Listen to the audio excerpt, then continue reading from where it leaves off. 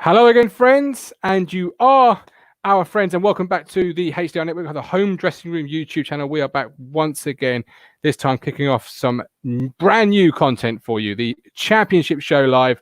This is going to be a fans-driven show, so over the coming weeks, we hopefully will have fan participation, your comments on the screen. You guys can get in touch by a camera like this, or by just on the microphone. You don't have to be on camera. So if you're at camera shy but want to give your opinion, you can still get involved that way. All those types of things will be in the description. But very much hoping this will follow the same sort of model as the Ipswich Town podcasts have started to follow in that it'll be live, driven for the fans. I'm, of course, joined by a fellow championship expert. We are custodians of the champ. We used to be custodians of the championship, but sadly we lost that. The keys, or the kids in custody. I'm of course joined by Mr. Robbie D, who's fetching a lovely. Is that Aston Villa in honor of them coming back down? Could be Burnley. Not that they're coming back down. No. Could be West Ham. They're not coming down. Frankly, I don't think any of them are coming down. No, I think they've all pulled themselves out. But it's nice to be with you. How are you? All good.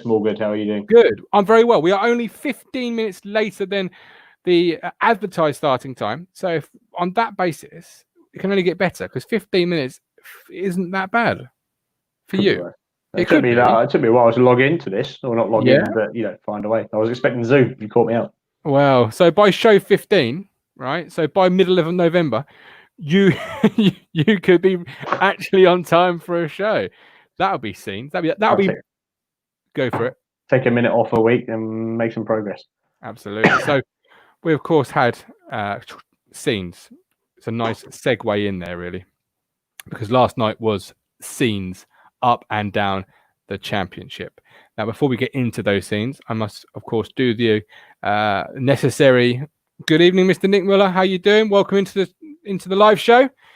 A fellow Town fan, a fellow custodian of the championship that no longer is in the championship, but probably like me wishes they still were. Anyway, before we get into tonight's carnage, last night's carnage, even, it's all going Pete Tong, and we're live, and we're definitely can't re-edit. So you can, of course, listen to this on Spotify, Google, iTunes, all of those.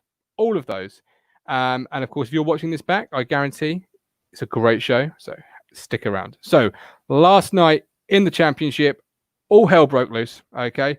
I could literally start anywhere with last night, but I think we first have to start with the team that maybe, and Forest fans at some point tonight or this season may want to challenge me, have taken the mantra of bottlers from Ipswich Town Football Club. Am I right? I would say, yeah. Well, they've taken it from Derby, you could argue. Yeah, that's true. That part of the world does seem to be the perennial bottlers, don't they? They certainly do. Nick Muller's enjoying League One. That'll wear off. It's already worn off. It's already wearing off. Absolutely. I mean, Forest, just to put a bit of meat on, a bit of context into it. Forest have been in the top 6 since Boxing Day, Mr. Robbie. Boxing Day, right? They've been. I mean, we are now closer to Christmas than away from Christmas. To lose it on the last day by 1 goal. Yeah, there had to be a 6-goal swing. I think it was it 70 minutes? There were 6 goals in it. Yes, there certainly was. I know that Swansea obviously sent on all their subs and the fast players and whatnot and went for it. But I mean, you can't lose 4-1 at home from 1-1 when you only need it. No, I mean Stoke were technically not safe yet, but I mean, I'm looking at the report here now. It's 1-0 to Stoke at half time. And then Forest equalised, and then after that, it just, I mean, it was carnage. It was 2 goals in the space of 5 minutes, and then to the killer, Robbie, the killer. It's an own goal. It's an own goal in the 96th minute. I reckon. You think about it, like when I think what happened there probably is when Swansea took the lead, it somehow got to Forest. What's wrong with you? No, I mean, when Swansea took the lead in their game, it filtered back to Forest. With you. Do you think? They then crumbled, and then obviously as they crumbled, Swansea then sensed blood and went the other way. So they sort of, fed each other in some ways. Forest leaving the door open allowed Swansea to charge through it, Yeah, and Swansea but charging through it scared Forest. I mean, as a Town fan, I can't feel I can't feel too upset at Forest. I've been at Forest on many a last day of the season where our season has come to an absolute explosive finish. One that Sky Sports keeps showing on their Sky Sports Classic, where Britta Sonbalonga is running riot over Luke Chambers. Standard.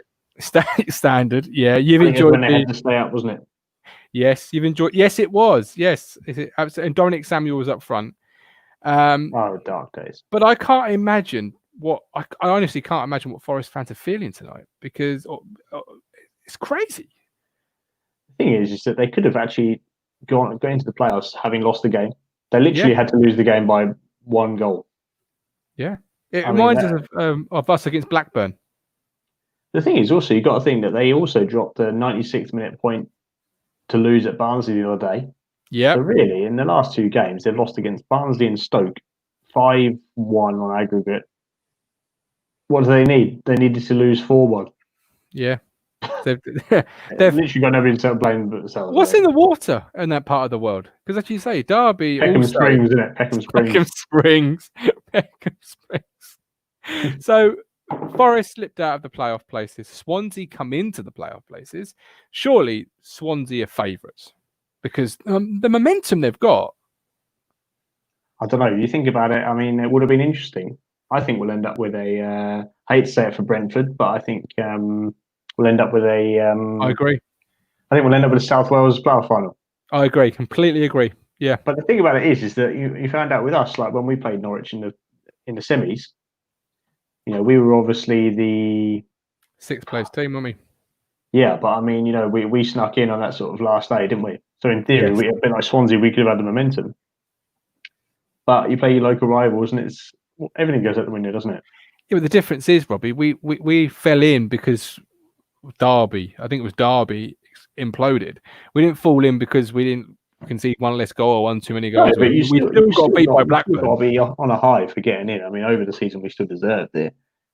Yeah. And then so did Forest. Perhaps, yeah. Well, from the last 2 games, You're not a Forest fan, are you, Rob? I'm not. It's a shame to see them not doing well. They're obviously a big club, a historic club, but I mean, that's ridiculous. You can't do that. Having done a whole season like that, and lose concentration like that. That's lack of concentration. They could have lost that game 3-1, which is also a pretty poor defeat, and still got away with it. Yeah, you can't concede 3 goals at home. Can you imagine if the crowd had been there? They conceded 3 goals at home to anyone in the last 20 minutes. But this is it. They've been going absolutely nuts. But would they? Do you honestly think they would have lost as heavy as they did with the crowd there? So that's a good question. But then on the other side, I've been to Forest where the crowd can turn quickly. So it might have been that when the crowd sends blood, I don't know. You never know. They could have gone both ways, couldn't it? But at the end of the day, to be in the driving seat, it wasn't even. They were 5th. The position that Swansea were after was Cardiff. Yeah. Absolutely, I completely agree with you. So looking at the playoffs as a whole, obviously you mentioned your finals, what you believe your final to be, but Brentford obviously missed out by 2 points. Now Brentford obviously are a club that have come from seemingly nowhere. They've built year on year. They are the archetype for a lot of clubs who want to do the same, right? They want to build slowly, build a nucleus. They missed out on 2 points. Can they regather? Do you think? I mean, I know you've already said technically not, but can they regather? Well, they can. I mean, let's be honest. They've got 3 players that score bags and bags of goals. But I do think they lost back, a bit like Forest. They lost back-to-back games at a crucial point, didn't they? Yeah. If Forest had gone into the playoffs like Brentford have on the back-to-back 2 defeats, they're going to be the opposite of a high, aren't they? They're going to have to completely rebuild. Yeah. Not rebuild, but obviously they've missed out on the top 2 as well, and then lost back-to-back games. It's a double blow, isn't it? Funnily enough, to the same 2 teams Forest did. Barnsley and Stoke. Bizarre, isn't it? But I just think Brentford obviously they've scored a lot of goals. But however, I do just think Cardiff are very strong. Swansea got a bit of momentum. I see them 2 making it through. It's a shame for Brentford because they've probably been the second best team in the league. Yeah. throughout Well, the that's season. the thing, and also the crowd, as Nick Muller quite rightfully said, and Nick's a big friend of the channel. He's a great guy. Crowd's help for sure, and I think that may play. I know because obviously previous years when we're famous for it, the bridesmaids third place notoriously don't do well, having finished third. But I think that maybe not having a crowd there might help because you are literally it's like a training ground, and it is who's up for it more internally than it is crowd lifting them. I would say that the only I foresee a slight problem with Brentford is that it's one of those things that isn't it a bit like with Peterborough. Perhaps they have similar situations. Their players have already scored the goals. If they score no goals in the playoffs and don't do anything, those players are still probably earned their moves Yeah. if there's a move to be had. Oh, absolutely. They bring these players from nowhere. No one's ever heard of that front three before they went to Brentford, and they've all scored 20 goals each. There'll be money bids coming from them. Yeah. And I think once you've earned the money, maybe just that, or not once you've earned it, but once you've earned that status where you could get a move, perhaps the motivation isn't quite there. And just, at this, that's a fine margin.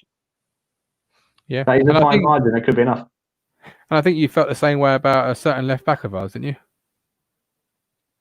Well, we've had fullback problems for as long as I can remember. The list just goes on, really. But yeah, I know you're talking about, Carl. But I would still have signed him. I have to say. Yeah, without a shadow of a doubt. He's still a good player, but yeah, but can you see him stepping up? But can you see him stepping up for the championship? Like we know this league. Do you see a championship player there? And if so, which team do you feel fits him the most? Garber, I don't know. Somebody where he's probably not going to have to play left back in a 4-4-2. Someone where he can play left wing back. I don't think he's going to go to war for you.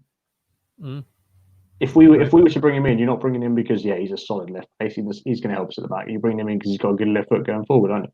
Yeah, he's not. Absolutely.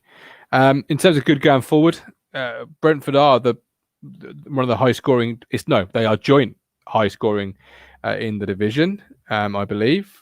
But yes, for 80 goals. No, they are the most in the division. My mistake. I do apologise. 80 goals. Swansea, on the other hand, have conceded 53, one of the most, other than Cardiff, inside the top 6. Has this got a 1-0 all over it? I don't know. You're tempting fate. I want to see playoffs go. I remember watching a couple of years ago. I think it was Villa Middlesbrough when Middlesbrough last went up. I'm not sure how long it was, but it was just such a boring playoff game. No one gambled. No one went for it. And I think Middlesbrough went out. I can't remember who went out. Maybe it was when Villa went up. I can't remember exactly. But whoever went out, it still went out without a whimper. Last 10 minutes, they threw their centre backs forward and pumped balls in the box. But I mean, it's the playoffs. You've got to be going at it from the first game. Yeah, absolutely. Yeah. Look at our playoff win. I mean, absolute carnage from the first minute of the first game to the 120th minute of the second game. Yeah. Carnage. And that's because both teams went to it without leaving anything out there. Absolutely. Fulham Cardiff then, Robbie. What I know you said you think Cardiff are going to win that semi-final, but can Fulham find a way? Have they got enough, or have Cardiff just have they impressed you this year, Cardiff? I think Cardiff have grown. I think they were treading water. They were treading water at the start of the season. I didn't really think that Neil Harris going there would change much, if I'm honest. I thought they'd just keep treading water about 10th or maybe 8th or something, but they look strong. And they've got some pacey players going forward. Don't seem to concede bags of goals whenever I pay attention to them. I think they're just a solid team. They're not spectacular, but I don't see them getting rolled over by anyone in the Championship. So I don't think anyone's... Whereas I do think Fulham are a bit up and down. I mean, overall, they're a very good team, but I do feel like they're... in the playoffs, you're in the headlights. How are you going to react? I have to see Fulham reacting rabbit-like. They're a laid-back sort of team, aren't they? Yeah, when you go there, it's not an intimidating atmosphere when there's people there or not for them, is it? I mean, it's a very sort of relaxed approach. Yeah. I don't know if they're going to get themselves up for it. No, and I have to say I do agree with you. It's a relaxed sort of G&T prawn sandwich sort of it's a pleasant afternoon. It's not Bramall Lane or it's not Ellen Road. Do you know what I mean? Never has been, and that's why a lot of people take big crowds there as well, because they allow you to take 4,000 or 5,000 there. They don't even blink an eye. They give you half the stand, the whole stand behind the goal. And but there again, they did win the playoffs last time they were in, didn't they?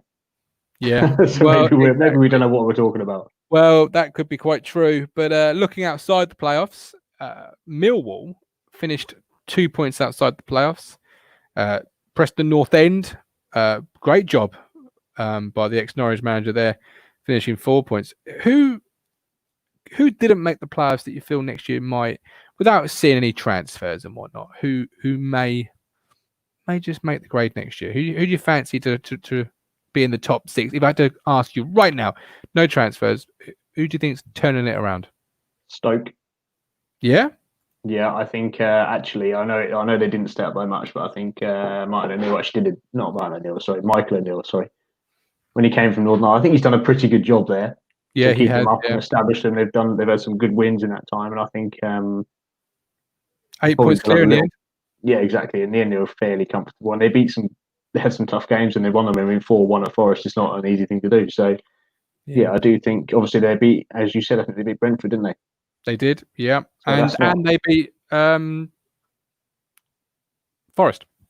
Yeah, exactly. So they beat two of the top teams. If you'd asked me maybe 6 months ago, I would have probably said Hull as well.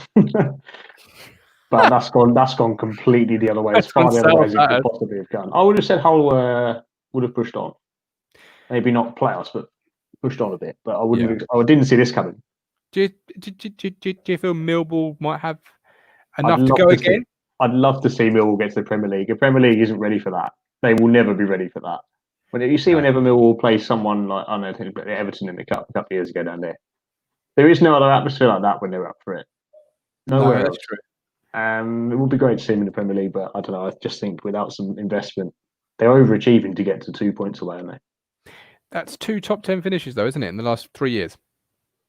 They're building. I know they're building. When you think their manager was effectively picked off by a bigger team. Yep. And you'd say probably if they can start hanging on to players and start hanging on to manage. Lee Gregory was their top striker, now he's member Stoke. Yeah. Things like that. They need to hang on to these guys, build a team, and get into the playoffs once. Nobody, they will make it so intimidating to go there in the playoffs. No one will want to go there. So I think if they get in the playoffs, they've got a good chance. But I don't see them making it. Preston is another one. I think. I mean, they need to make it. Bristol City, Preston, Millwall, these clubs, they're always 7th to 12th, aren't they? I was going to ask about Bristol City because Nick has said about Bristol City could do well, have a new manager. Again, they're a club you feel like they should have really gone up by now, a bit like Brentford. I would never really rule out QPR. I mean, QPR somehow always seem to pluck players from somewhere. I did see Jamie Mackie retired, which is good for us because we might not get him putting his goals past us anymore. Well, I've been down there many a time to see him put a goal past us. Yeah, normally a scrappy back post sort of goal. Ipswich goal. Classic. So, I mean, for me, before the restart, I'd have said Blackburn because Blackburn were doing well, but following the restart, they've been hit and miss. They're another one of these teams that a good shout. That's a good shout. I think if they can hang on to a couple of their players, Armstrong, Bradley Dack. I mean, you've got to say these days they've got to be worth 5-10 million. They hang on to them. They're in a good position as well, actually. Do you remember? They could have probably finished in the top 10 this season if they pulled themselves together a bit. Yeah. Well, they finished just outside the top 10 by a point, but their last 5 games they only won 2.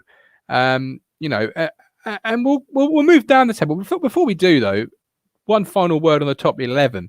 Millwall, Bartosz Białkowski, the Bartman, my hero, King Bart, Golden Glove Award for the championship. Looking back 1 year on, who got the better? And I'll ask the Town boys this: who got the better deal, Millwall or Town? Did we get a deal? 1.5, 1 million. What did he pay us back for the petrol we drove him there with, or did we pay? I don't know. There you go. Has he bounced back, or has he bounced back? He's just carried on for me. I actually thought he didn't have a great season the one we got relegated, to be honest, but he had a couple of outstanding seasons before. I just thought, to be honest, really he's just got back to where he was. I don't think he's really gone up a level. He's in a better team, so therefore he's got a better chance of keeping clean sheets. He hasn't got Chambers in front of him, has he? That's always going to improve his chances. Do you think football as a whole is too quick to write off goalkeepers after one bad year? I'm thinking about Bart last year in the Championship, one bad year, almost written off by half the fan base. I'm looking at in the Premier League now. De Gea having a bad year, being written off left, right, and centre. Iker Casillas had a bad year or a bad tournament, written off. Are we too quick to write off goalkeepers that just had a couple of bad years or one bad year? You have to say, Bart's value, what we sold him for, would back that up, because effectively his market value went down by what, half, three quarters? And that one, but if we'd sold him a year earlier, we could have done. Mm. He would have gone for a couple of million at least, wouldn't he? So I think with De Gea, it's interesting, because if they decide that he's not the man anymore, I mean, they've got a problem, because obviously he's on so much money and everything. Who's going to pay the money to get? They're going to be lumbered with him. Yeah. So yeah. So isn't that where you want to work your loan market? So had we not sold Bart in January, because Millwall were more alert to this, let's be honest. Not really a surprise, is it? Oh no, but what would Bart be worth now? What would Bart be worth right now? Having just won the Golden Glove. Probably back to what he was. What was he worth before? 3, 4, 5 million? You could argue. I would say he's back to that again. Because goalkeepers are like a fine wine, aren't they? He wasn't even a good goalkeeper until he was mid to late 20s. He was Southampton reserves or Notts County, No, well, he came on a free transfer, didn't he? So as we move down the tables, obviously we've got a few issues regarding a few clubs still to be outstanding or worked out. One of which is our friends Sheffield Wednesday. What do you really see the penalty being for Wednesday? Do you think they'll? And if it's not a points deduction that's enough to relegate them, how are you going to be feeling as a Wigan fan? I think I just think my feeling of it is I think they will get a point deduction, but I don't see it happening this season. The reason Wigan's is happening now, Sheffield Wednesday has been going on for 6 months, a year. Wigan's was made clear, to be honest. On the final whistle, that's the deal. They can't implement one to Sheffield Wednesday now. They'll have a lawsuit. It's just not worth it. Give them a Bolton style one, -12 next season or something. That's what I think. Can they recover from that? Sheffield Wednesday, if they keep those players, they're more than good enough to recover that. But I mean, it's a hard thing. They didn't finish 12 points clear. No, they didn't. But I still think they'd be. I'm not going to say they'd be safe as houses, but I think they'd be getting back to they'd be in contention to stay up. Yeah, they're good enough as long as they keep the players. And they've still got Jordan Rhodes, who's going to always score your goals, isn't he? As long as he's fit and playing. Yeah, absolutely. And obviously, we'll hopefully have a few fans on through the year and through the summer, and we'll discuss that more in depth. Luke Penning raises a great question, and it is on the list. And we are now coming to Huddersfield. Carlos Corberán has been announced as Huddersfield manager today. The ex-Leeds United under-23s coach takes charge. His only previous managerial experience came in Cyprus. Really? Okay. Yeah, I've had a few deals, not directly, but I've seen him around Playford Road when Leeds have come down with the under-23s. Are you the top pundit of Cypriot football these days, or? Well, no, I'm certainly not. But if he's anything to go by, he's constantly carrying folders around that are huge with papers flying left, right, and right. So if looks are to be, taken on look value, then he is a tactician who very similar to Leeds this year, really, will literally go through this every single thing with a fine-tooth comb. Nothing at Huddersfield now will be left to chance or left, or no stone left unturned. So it's not going to be Mick McCarthy. He looks fit. We'll play him. No. No, it just struck me, and watching him on the sidelines at Playford Road, and obviously it's a very different experience on the 23 football. We know that, but if you looked, he looked a guy who was all about the nuances of the game, the finesse of the game. He's not going to say, right, lads, bleep test. I wouldn't have thought. Which, it's got a place in football still, hasn't it? But yeah, do you know a lot about the new guy? 37 he is, Robbie. What have we accomplished with our life when he's manager of Huddersfield at 37? Yeah, I know. We've only got 7 years to go. Maybe we could be doing the job. But there again, probably so the Cowleys were saying that probably not so long ago. I wonder where they go from here. That was something I was going to raise, because you have to say they had an outstanding job at Lincoln, and Huddersfield was their chance. Was their move, You could argue some managers. Look at Paul Hurst. Maybe he'll only get one big move in his career. Yeah. Well, it's interesting. I don't know. I think I personally probably would have expected Huddersfield to persist with them. I know they struggled, but they did start in a bad area. They came in, they did keep them up, and I think they could have built it from there. I'm quite surprised they made a change. Do you think the style of play and keeping them up is what has resulted in the change? Because I say that, and I'll give you a little information. The Huddersfield chairman said he Mhm. wants to return to the no limits mentality that served them so well in 2017. Do you think things behind the scene or ways that the Cowleys set their sides up? Now, I'm not saying it is, because I don't remember watching Huddersfield too much through that period. Do you think maybe it was too negative for the ownership? They felt they wanted that return. I thought when they were at Lincoln, I wouldn't say they were. I wouldn't say they were the prettiest football, but they were so effective. I would imagine, like similar to you, I didn't watch Huddersfield week in week out, but I would imagine they took the similar approach in the same way that Hurst did, because it worked. Why would you not change your approach if it worked? Actually, the Yeah. reason they got the job is because their approach worked. So I don't know, maybe it just didn't fit. In the end, they did stay up, and frankly, that's probably yeah. And I think that and as Luke's just posted, I think it kind of I was just reading that as well. Yeah, I think that kind of feeds into it, doesn't it? That one way of playing. We are who we are. You stop us, because we're not going to try and stop you because we're too good. And maybe the Cowleys were too held. Maybe this is a case of they were so aware this was their chance that they literally set up. Yeah, and they set up to not get beat. Very similar to McCarthy, and in doing so, maybe showed their hand in the sense of, well, if this is it, we don't really want it.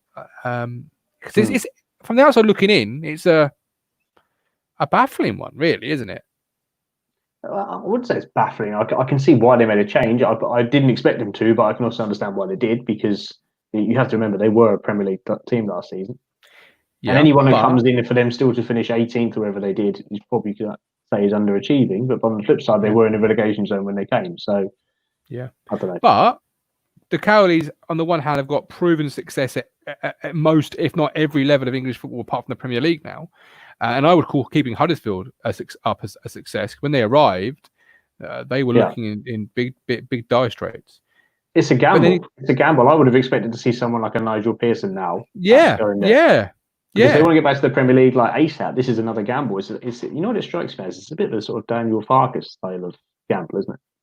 Yes, absolutely. Yeah, and that almost failed. Let's not forget, and people can say, "Oh, almost," but almost is not failing. But when we played them in August of last year or the year before, it wasn't a happy place, was it? It wasn't, and that's the way. And Luke is almost right there. I say almost because we tried that before with the Hurst way, I believe. And I think Luke will know that, really. If I say this now, recruitment. Every other club in League One is moving, going for targets. We're still talking about last year. I do take his point, though. I don't honestly think that we've got much of an identity with this team, but even with this management and everything, we do lack that. You could argue with Hurst, it was too much. It was very clear, and i.e. there was no flexibility in it, and that was probably the undoing. So you need to have the best of both, but I don't think we've really got an identity at the moment. You don't look at us and think we're a really good passing team. We get down the wings. You know what you're going to have. We don't really. You could even argue that doesn't really still got his best team in. No.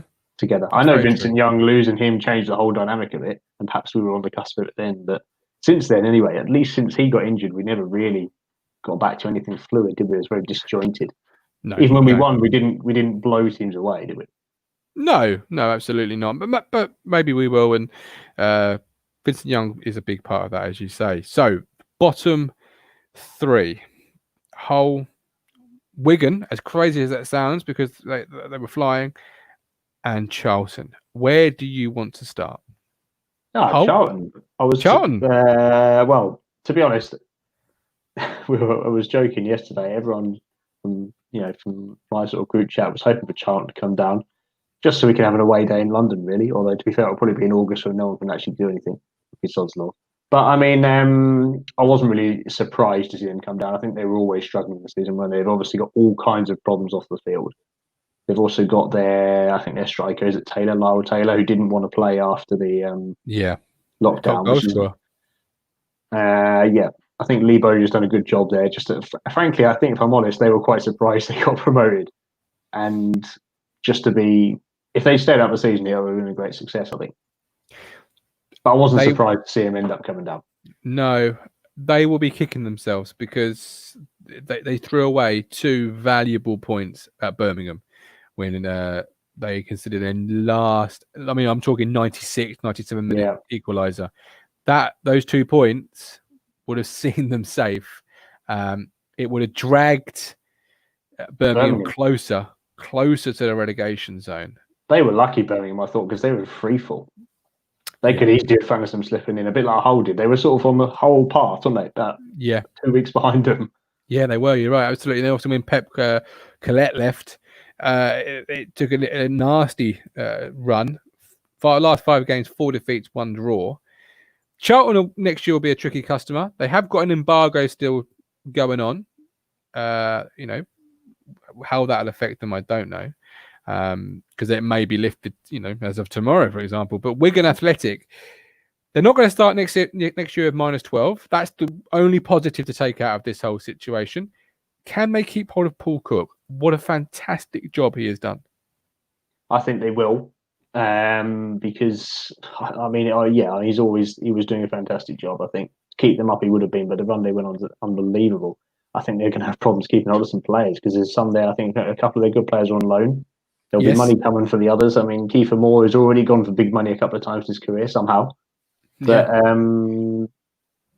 would say that if they can keep a team together, I would actually put them probably favourites to win. From what I've seen of them, they shouldn't be relegated, should they? So you have to put them as favourites to win League One.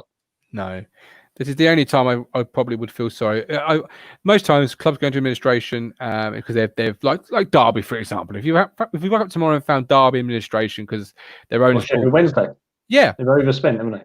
Yeah, exactly. Normally it's because of overspend, but this is a lot. This is murky water. Murky. You see things about that the owners have put a bet on them to get relegated and stuff. I don't know. It's right mess, isn't it? It is. Hull City. No, there's another mess. Didn't see that coming. I knew they weren't special, and I watched them a couple of times on TV, January, February, and they were getting 3 or 4 goals past them, Leeds, I think, and once somebody else at home, I can't remember who it was. They just looked really average. I don't really know, you see a lot of clubs making the managerial change early in a lot of cases. But that one, I mean, they were on a massive demise and they've got good players. Surely a Mick McCarthy manager would have gone and just stop them conceding goals, nick the odd 1-0 and perhaps stay up. Something's not quite right there, is it? That's bizarre, isn't it? They just seem to have gone down without anyone really blinking an eye apart from their fans. Well, let's think about it. So this time last year, they finished 13th. Nigel Adkins left, and he left, if you believe Wikipedia, because I can't remember all the way back then, but he left saying, the club's and mine visions do not align. They don't align. Then they employed Grant McCann, not on a year or 2 year or 3 year, a 1 year rolling contract. Mm-hmm. And then, as you say, they have a torrid year. Grant McCann is still their manager, despite the fact you would have thought it's probably fairly easy just to sack him on a 1 year rolling deal. He can't be worth having that much compensation. Certainly not £9 million worth, what you lose for the relegation to League One. And the thing is also, I mean, it's been, I mean, you say they had a torrid year, but really, they've just had a torrid, I don't know how they were getting on before lockdown, but certainly since lockdown, I mean. They've won 9 games all year, Rob. But I mean, they weren't in the bottom 3 all season, were they? 12 games, They've sleepwalked. No. Yeah. So it's been coming week by week, isn't it? It's not like they just turned up there. They finished bottom. Yeah. Luton and Barnsley, well, I don't know how many points they must have been, 15 points behind them. Yeah. Well, yeah. I'm not saying Hull have been bottom all the way through, but they should have seen it. They should have seen where it was going. They weren't scoring any goals. They were getting 3 or 4 past them a game. I mean, it's only going one way. Yeah. No. And then of course you got the 8-0. 2-0 at half time. The only thing is that that was by the team that finished one place above them. Yeah. Well, yeah, but if you look at Wigan, will probably be some type of pub quiz stat in a few years, because if you look at their statistics and their their goals conceded, there's no way they should be in the bottom 3. But there we go. Right. That's administration. I'll ask you the same question to round off our first ever championship show, which I've really enjoyed, and I think it's gone really well. What are we sure we'll have enough to talk about to half an hour's breeze by, and we're overflowing already. I'll ask you the same question as the playoffs. Bottom 6. I'll narrow it. Bottom 5: Borough, Huddersfield, Luton, Birmingham, Barnsley. Which one of those teams really has to improve to not be in the bottom 5 next year? Middlesbrough for a start. I mean, they've still got £50 million or some longer up top. Can't be getting relegated to League One with that, can you? Who else is there? Birmingham, you said? Yeah, Birmingham, Luton, Huddersfield, and Barnsley. Which one of those is more likely? Huddersfield, Birmingham, Middlesbrough. That'll be way too close to relegation for any of their likings. They should be taking a long, hard look at themselves because any of them could be Hull. Oh, yeah. To Ullenbach. I mean, Luton and Barnsley deserve amazing credit because they took advantage of some teams who really just fell apart. But you have to say those two, that's their achievement to finish where they finished, whereas all the others have underachieved to finish where they finished. Oh, yeah. Birmingham, they have to make the right appointment. Not for the first time. You know, but equally somebody, and because they've had something like 6 managers in the last ridiculously short amount of time.